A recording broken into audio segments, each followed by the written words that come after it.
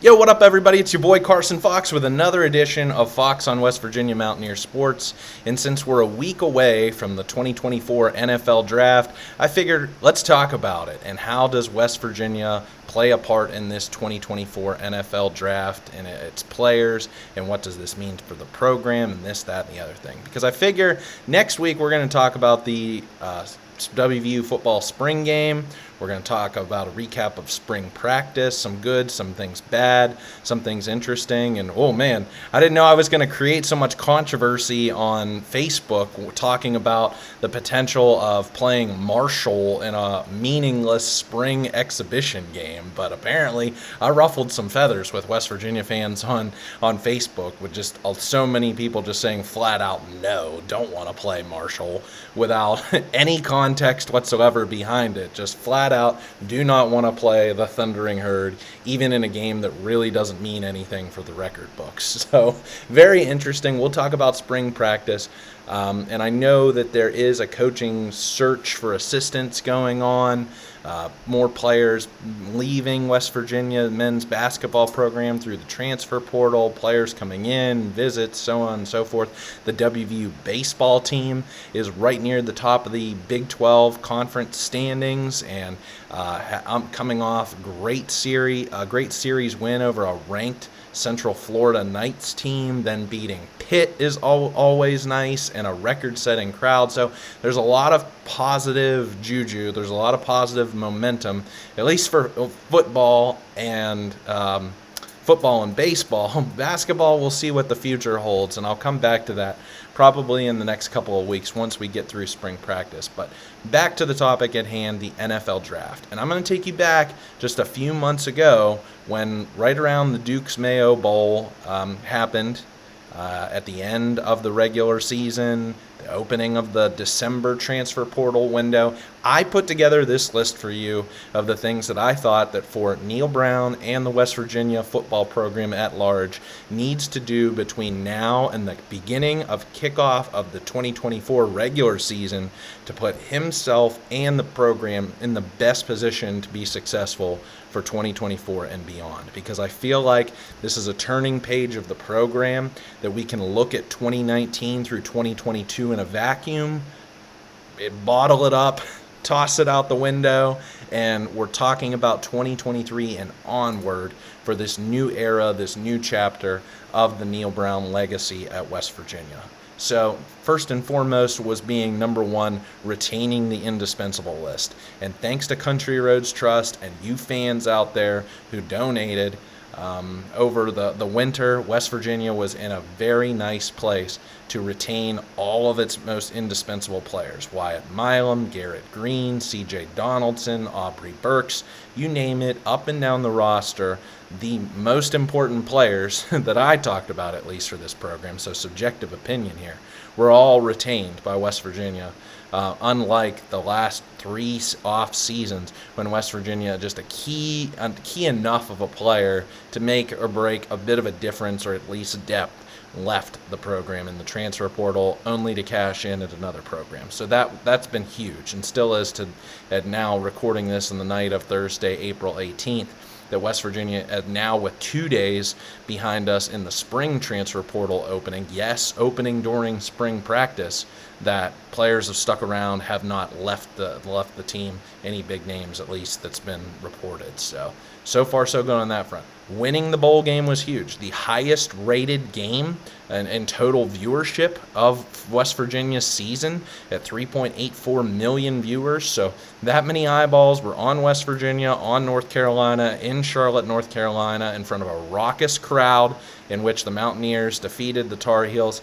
I wouldn't say like super convincingly. I mean, but for 4 quarters, West Virginia controlled that game and had some big moments and put on a show. And then, of course, got to see Neal Brown get mayoed after the game. So big for West Virginia to cash in on that 9th victory for the season, only the 19th or 20th time in program history that West Virginia's won 9 or more games in a season. So that was huge. And then replenish depth and upgrade in the transfer portal. And I was specifically looking into the secondary, looking around Another receiver, defensive line, so on and so forth. But specifically, the secondary in West Virginia has done that. They weren't the most aggressive team spending the most buku bucks of any program in the country, but so far so good in adding some talent on both sides of the ball, offensively and defensively, and replenishing depth. So Neil Brown's already been quoted during this spring practice of West Virginia being the deepest team that he's had in his 5 seasons as head coach. So great job there alongside the retention efforts. I said also finding one more gem as part of the 2024 high school recruiting class, and they did so on signing day, flipping 4-star wide receiver Day Farmer from Melbourne, Florida, and joining this class that was outside the top 40, 45 in the country, and now they're right on the fringe of where they have to be or better in terms of talent acquisition. So you did so in that regard, and I think there will be some pieces from this year's freshman class who might not be, starters, but could be contributors, especially on the second or third string, so in practice, scout teams, special teams, but we'll talk about that at a later date. But bringing in Farmer, I felt like, was hugely important. To making a defensive philosophy schematic change with the bandit position and going to a 3-4 with 4 linebackers. I've yet to see, and I'll be very curious to see what West Virginia shows at the spring game, if it's much of the same. 3 down linemen, 3 linebackers as they usually do, and 5 secondaries. So 3 safeties, 2 corners. I don't know yet. I have mixed reports of what I've read and what I've heard directly out of the horse's mouth from Neil Brown. So I don't know if he's trying to, play this close to the vest to hide this from West Virginia's opponents for 2024, if they're trying to roll something out. But having heard what he's said about having only 6 linebackers per se that he thinks are ready to roll out there, tells me that he feels as if they need 1 or 2 more to be able to deploy this for whatever reason. So I don't know what to necessarily say about that. Maybe we'll talk about that more over the summer as we get into fall camp. And then the last piece, before I get too far ahead of myself into 2025 high school recruiting, is about this NFL draft. And I'm going so far as to say, now 7.5 minutes into this video, that West Virginia would really, it doesn't need necessarily, as the title of this video says, but really, really, really would like to have 3 players drafted in this year's NFL draft. I know at least we're going to get 1. We will definitely see West Virginia's talented for 4 years, unanimous All-American. That's Beanie Bishop. I'm talking about Zach Frazier, center from Fairmont, West Virginia, a stalwart starter on that, probably the best on the offensive line, the best center that West Virginia's had since Dan Moses in the early to mid-2000s, and now has a higher draft profile than Dan Moses because of his size, because of his arm length. Dan Moses was a phenomenal, tremendous, awesome center at the collegiate level. And then he got to the NFL, and just some of those physical shortcomings just led him to really be, a scout team guy, waiver wire, camp kind of guy, and never really latched on and made the kind of pro career that some other WVU offensive linemen who had a lesser college career than he did. But Frazier put him in that pantheon of WVU centers, and probably is going to be the highest drafted WVU offensive lineman in a very long time. So that's one. But 2 guys who West Virginia would really also like to see: cornerback Beanie Bishop, only 1 season in Morgantown, but put on a show. The nation's leader in passes defensed, had 4 interceptions to his total, was really a savior in that Central Florida game on the road. Had an amazing game-changing punt return in the Duke's Mayo Bowl. We can remember so many times Beanie Bishop was asked to go out there and guard the opponent's best receiver, and he did so more times than not. He was the best defensive player on the field for West Virginia. So can't thank him enough. Would love to see him getting drafted.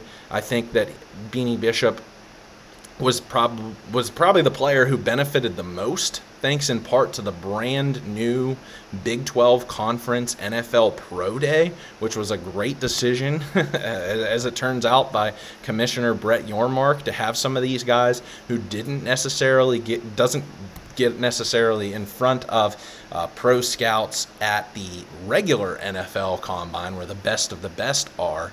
But if you send the conference's best, then you get representation in one arena from all 32 NFL teams who are there, and who some might not send a representative, or maybe a much lesser scout to schools' individual pro days.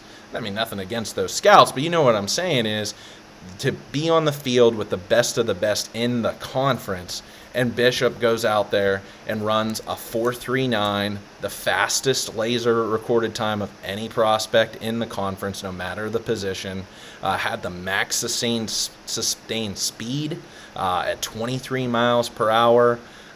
So it just goes to show, if Darius Hayward-Bay, going back to like the mid-2000s, was any representation that speed kills, and at least you're going to attract somebody like Al Davis to look at you. If you put up the numbers that he did statistically, then you put up this kind of a pro day performance at the Big 12 Combine, like, good things are going to happen for you. The knock against Beanie Bishop is his size, and the fact that he wasn't necessarily used as a press coverage, man coverage kind of guy. As the season unfolded, we all found out that West Virginia deployed more of a zone blitz scheme, that he played a little bit more off the ball. And at his size, like, why are you going to ask him to go up against Javon Baker of UCF, who's at 6'1", 210 pounds, going to be a projected like second or third round receiver in this year's draft? Like, just go back and listen to the interview. I think it was the Three Guys Before the Game interview with Drew Fabianich, and talking about how much Beanie Bishop meant to this team and for this program. Just going out there, gotta say, right up there with Rasul Douglas as the best corner that West Virginia's had, maybe since Pac-Man Jones, because I really consider Keith Candy a safety. I know West Virginia, Brandon Hogan had some really good years. I forget, Washington in 2018 had a decent, but I think Bishop had I got to put him right up there as the best corner that West Virginia's had in the last 20 years. And then Doug Nestor. Doug Nestor, unsung hero, I really think was underrated throughout his time in Morgantown. We forget, it almost seems so long ago. He was one of the players, an in-state recruit, 4-star, that Dana Holgerson just really refused to put any sort of effort into recruiting to West Virginia. Instead, Nestor, feeling the love from the other nearby program, Virginia Tech, and he goes there for a season. Holgerson leaves for Houston. Nestor is the first player, in from the transfer portal to Neil Brown's newly founded, program in year 2. And he comes in and pretty much starts every game the rest of the way, even sticking around for his extra COVID season. So playing 5 full seasons, never got the kind of, respect's not the right word, but it's like the accolades and the attention that Zach Frazier got from the national media and the draft, scouts. Nestor necessarily didn't get, and I would even say that next year, a possible, potential first day, second day pick in Wyatt Milam at left tackle will get more attention than Nestor is now. So, played awesome these last few seasons. Look at this. In 2021 through 2023, the guy played over 2,000 snaps. So how about that for production? This year, did allow 8 QB hurries, 3 QB hits. Didn't give up a sack, though, playing at right tackle. Anchored that side of the line. With Frazier in the middle at center, Milam. That's why West Virginia had one of the best offensive line units in the country. The knock against Nestor and his prospects for the NFL, didn't put up the greatest bench press numbers at the Big 12 Combine. Does have this prototypical size, 6'6", over 300 pounds.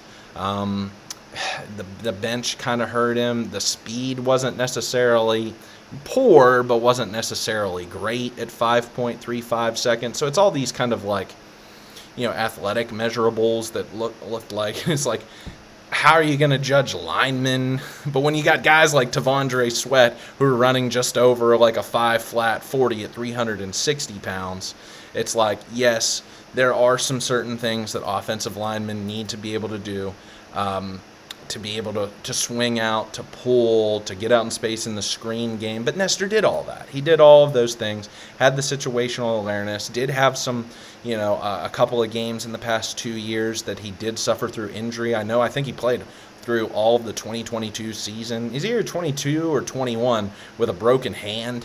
So he's fought through some injuries, battled hard, battle-tested. I hope he gets an opportunity. The only unfortunate thing for both Bishop and Nestor is that there's only 257 picks in the NFL draft, and you're competing against everybody in the entire country. So the best of the best. And then once you do get drafted, you're competing for a roster spot of 53 men. So otherwise, you can be, one of these guys who can make a living being on and off the practice squad on multiple teams, like some of the heroes of the 2018 team, David Sills, Will Greer, so on and so forth. So happy to see that David Long has made it, this long into the NFL as a starter, and had some 2 years ago made his paycheck for Miami this past season for all that he did in Tennessee 2 seasons ago. So happy for him. But that's what I mean. And that's why I think, because I want to talk about some numbers here, is why this means so much for the West Virginia program is West Virginia was doing so well, believe it or not, during the Dana Holgorsen era, 2011 through 2018, in NFL draft picks. And knock him for the lazy recruiting, the burning of the bridge, or not, I don't know how to say this, the tension that Holgorsen created between the Big East era and earlier Mountaineers and the new age of the program that Neil Brown really needed to, or that he brought back basically day one and has ushered in and tried to create more of that family legacy type of atmosphere at West Virginia. One of the best things about Dana Holgorsen during his time at West Virginia, in addition to his offenses, was the NFL draft talent that he did produce. In 8 seasons, West Virginia, I can't believe this when I did the research into it, had 25 NFL draft picks during that time. So just over 3 per year. And how many draft picks has Neil Brown's teams had in the last 5 seasons? 3. Colton McKivitz in the 2020 draft, going in the 5th round, played the 2019 season. Also, Kenny Robinson that year went in the 2020 5th round, but I can't give West Virginia necessarily that kind of a credit for Kenny Robinson when he and Marcus Sims, and still one of the biggest head scratchers of all time, were mysteriously kicked out of the program, apparently because of some sort of cheating scandal academically. I'm not sure about that. That was always just the rumor, undisclosed team rules. But without Kenny Robinson and Marcus Sims on that 2019 team, I still think that at least cost West Virginia 1 win for that 2019 season. But that's a story for a time off air. So Colton McKivitz starts now at right tackle for the San Francisco 49ers. Awesome to see him in the Super Bowl, and awesome to see what he's been able to make him for himself in the NFL. Being a local guy from Ohio, coming in starting for multiple years for West Virginia, and then that first season for Neil Brown.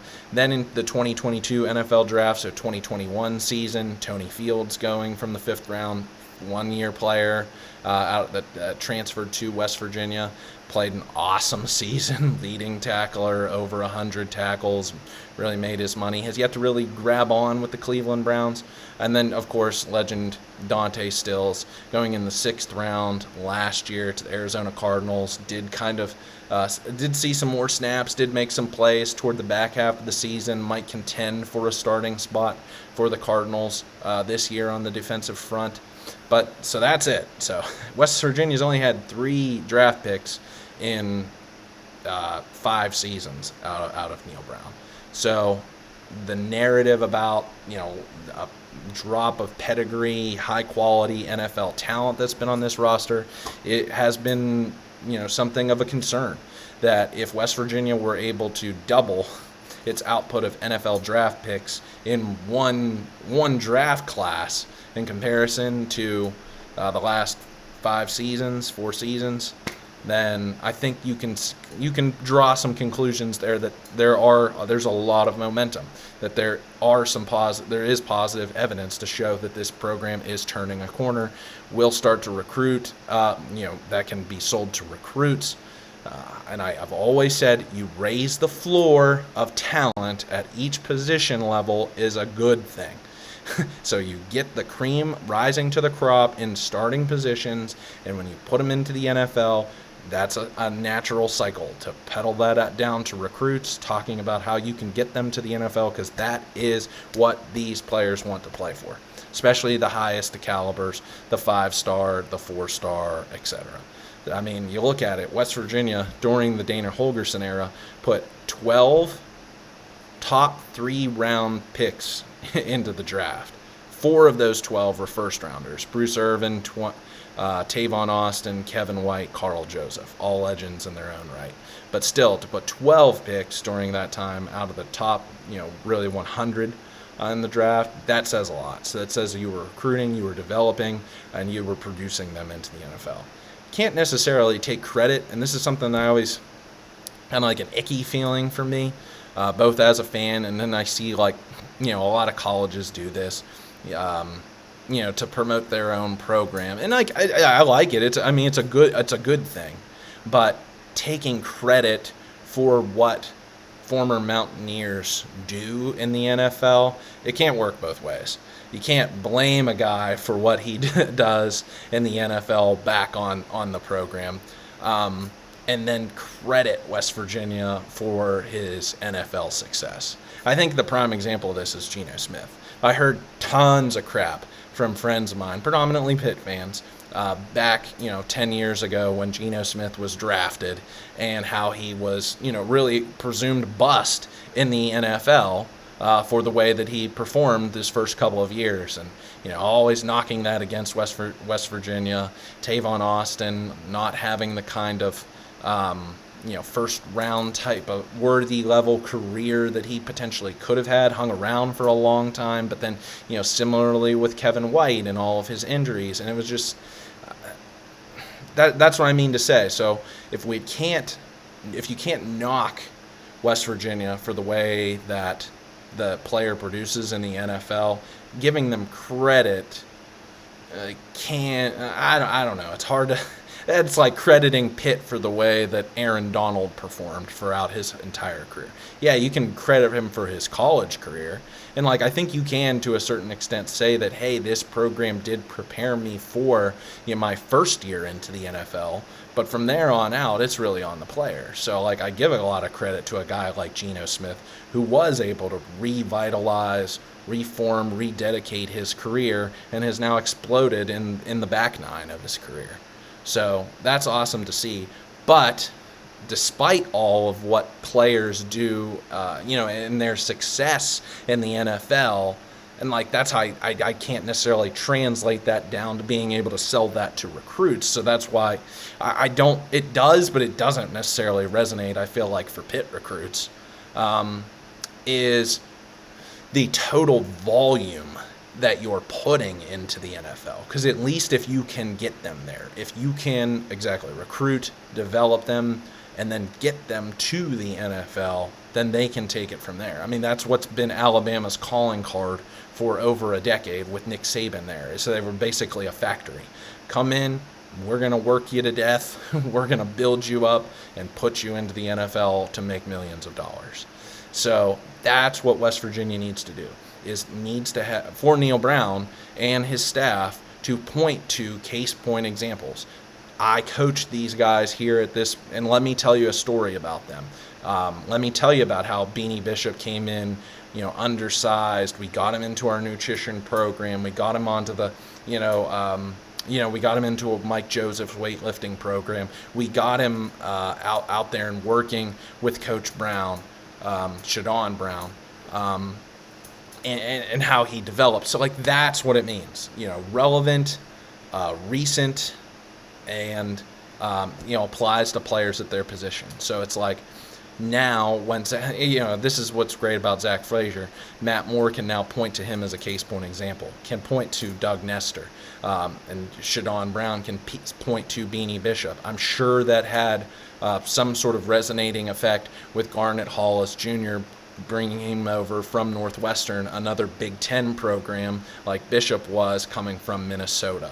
Jaheim Joseph, same difference at safety with Hollis Jr., both from Northwestern. So that's what I mean is West Virginia, and specifically with these three players, because as much as I'd love to see a guy like Lee Koba, I just don't think he has a chance to be drafted. Might be somebody who comes on as an undrafted free agent signing, but it's even harder for those guys because GMs don't like to see their draft picks get cut. So if they draft them, they're going to at least keep them around for 1, maybe 2 seasons, unless some sort of catastrophic injury or something off the field happens that, then you have reasons to justifiably cut them. But if it's necessarily because of performance, if they're a draft pick, the general manager and scouting team, doesn't want to get knocked for missing on a prospect. So they're willing to give them time over, say, an undrafted free agent that they didn't spend that draft capital on. So love to see Zach Frazier get drafted in, as high as the first round. And I think there could be the potential for it. So some of the teams that are about pick like 19, 20 and beyond, or he could go in the second round. I think maybe is where he fits best, given that that some of the highest of needs at the NFL level for what you're going to spend on draft capital: quarterback, wide receiver, left tackle, edge rusher, and now corners made its way into that equation. So guys on the interior O-line, guys on the middle defensive line, linebackers, safeties. It's pretty much everybody up the middle. Running backs, all the, and like tight ends are luxury items. If you can get somebody like a Brock Bowers, you might spend a top 10 pick on him, but it depends on how much you fall in love with the player. But everybody in the middle kind of is undervalued. Everybody on the outsides, I guess it's where you score points, get sacks, which is the name of the game in the NFL. But anyway, back to West Virginia. I think it would mean so much for this program to be able to say, we've turned a page, get a first or second rounder drafted, get multiple guys drafted in one draft class for Neil Brown and the coaching staff to use for recruiting and to boost this level of talent on this roster, because it's only going to get harder, as I've talked about for many months, and we will see finally manifest this upcoming season with the new television contracts coming to the SEC and Big Ten, with potentially direct payments, NIL direct payments from universities to players coming already in the state of Virginia, is what they're going to be the national test guinea pig as to any sort of potential violations of Title IX if it's unbalanced between male and female athletes. So that's very interesting to see. So as long as West Virginia and the landscape of college football is the way it is, with the SEC and the Big Ten with the teams that it currently has, and West Virginia kind of on the outside of the Power 2, outside looking in, it's only going to get harder for keeping up with paying respectable salaries for coaches and not getting pulled to other programs, same with players, so on and so forth. So any types of wins that you can get, and I see this as a big one, contending for conference championships, and multiple 10-win season, 9-win season, something like that, bowl victories, especially if you can get to the New Year's Six, like that's all important. And similarly with putting players into the NFL, because those are objective, tangible results that you can point to as a coaching staff and recruiting and say, hey, this is what we can do for you. Here's how we are going to invest in you beyond your scholarship, your full scholarship, but in addition to your name, image, and likeness that Country Roads Trust is going to pay for you. Be in addition to this coaching staff that cares about you not only as a player but as a person.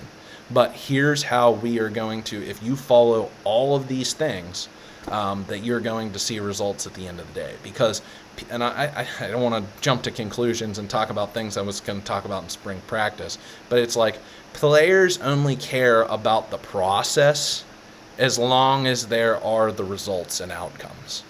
It's like they'll buy into the process if it means this, but if there's not this at the other end that you can point to, they're not going to buy into necessarily your culture, your process, so on and so forth. Now, you have to have culture and process to get results and outcomes.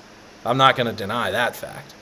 That's why I think that Dabo Swinney and Clemson were so successful there up until the point of the NIL and transfer portal opening up in 2021 was they were the anti-Alabama. They were, you're going to play in this fun ACC conference, and we're going to have this family atmosphere that isn't necessarily so business-like, but through camaraderie and one guy fighting his tail off for another, and it's more of a team rather than individual basis. Everybody's going to eat. All the dogs are going to be happy. And they played that very successfully alongside having really their three best quarterbacks in program history in Taj Boyd transitioning to Deshaun Watson into the Trevor Lawrence era. So they were the anti-Alabama in that regard. So teams like a West Virginia who are not recruiting at a top 10 level in the country are trying to mimic that Clemson model. Iowa State has tried to do this to varying degrees of success. Also in the Big 12 everybody is going to succeed. The sum of its parts is greater than the individual aspect. So, but now you got to be able to pay those results off in getting guys to the NFL. So I'm going to be looking for, Zach Frazier, going to be looking for Beanie Bishop, going to be looking for Doug Nestor over the course of the 3 days. And then, of course, we look ahead to next year. Who can West Virginia put into the NFL draft next year? Make this, just like recruiting, a cycle. You never want to go a year without an NFL draft pick. And unfortunately, West Virginia's had, two of those now under was it just 2001? Yeah, so I guess I necessarily forgot for last year, but yeah, the 2021 NFL draft, so 2020 season, West Virginia didn't put anybody into the pros, and they've had some guys, unfortunately, who are just on the border. I feel like of being draftable. A guy like Letty Brown, who did it for 4 years. A guy like Bryce Ford Wheaton, who everyone, like scouts included, marveled at his size and speed combination, but unfortunately just didn't have the hands, or just inconsistent desire to win on jump balls at his size and speed combination. They're just like a guy like Darius Stills, who was awesome, arguably just as good, if not better, than Dante on the field and what he produced. But just because he was 3-4 inches shorter, hasn't made his way into the NFL and grappled on, stuck on with the team. I don't know if he's even in the NFL anymore, playing football still professionally. And dang, that was just the 2020 season. So it's quick, it's fast, It's not for long. That's what the NFL stands for. So if West Virginia can get some guys on a regular basis, at least one, but potentially could get back to the point where, like under the Dana Holgorsen era, they were putting 3 guys into the league or more per year, that would be huge for this program and a draw for recruiting. Because if all this talent just keeps getting gobbled up by programs in the SEC, and then to a lesser extent the Big Ten, it's going to be harder and harder and harder for ACC and Big 12 programs, as long as there's still the ACC and Big 12 conferences, to recruit. Because players, that's what they want. They want to get paid while they're in college. They want to start from day one, and then as soon as possible get on up to the NFL and make real money. and not have to go to class. So, love to hear what you think. Leave your comments here on YouTube. If you like this video, like it so more Mountaineer fans can see it across YouTube. Check out some of my other videos on my channel. I'm telling you, it was a controversial, highly debated video this past week about the potential to play the spring game annually against Marshall. A meaningless spring exhibition. So go back, check out that video if you hadn't seen it from a week ago. Many folks were coming on WVU Facebook were coming at me with torches and pitchforks. So I love it. Hope they become subscribers. Hope you become one too. Tell your friends, tell your family, tell your dog I do this each and every week and have a lot of fun doing it. So I'll talk to you later. Let's go.